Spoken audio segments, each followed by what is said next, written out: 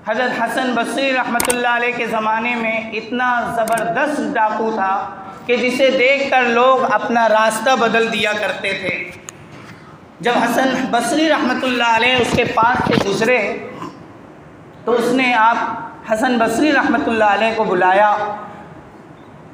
वो अपने तमाम साथियों के साथ बैठा हुआ था और ये डाकू ऐसा था कि बड़े बड़े तिजारती काफ़िले लूट लिया करता था।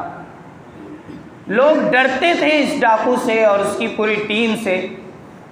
लोग तिजारत कैंसिल कर दिया करते थे अगर ये किसी मौके पर बैठा होता था। माएँ अपने बच्चों को इस डाकू के नाम से डराया करती थी। ये डाकू एक मर्तबा रास्ते में जा रहा था।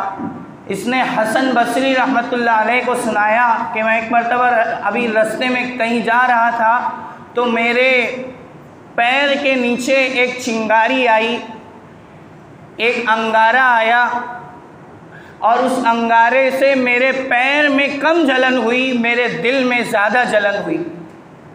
मैं ये सोचने लगा कि ये दुनिया की आग इतना जहन्नम से इतना ज़्यादा तो नहीं जला सकती जितना जहन्नम की आग जला सकती है, क्योंकि दुनिया की आग को तो पानी बुझा सकती है। पानी डाल दो आग बुझती है, मिट्टी डाल दो आग बुझ जाती है, लेकिन जहन्नम की आग तो नारुल्लाहिल मूक़दा, अल्लाह की सुलगाई हुई है।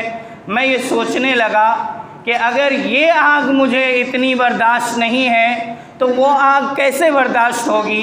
मुझे आप अपने हाथ पर तौबा के कलिमात पढ़ा दीजिए। हसन बसरी रहमतुल्लाह अलैह उसे तौबा के कलिमात पढ़ाते हैं और वो बसरा की जामा मस्जिद में जाकर अपने डाकू के इस हरकत से तौबा करता है कि आइंदा मैं किस डाका नहीं डालूँगा।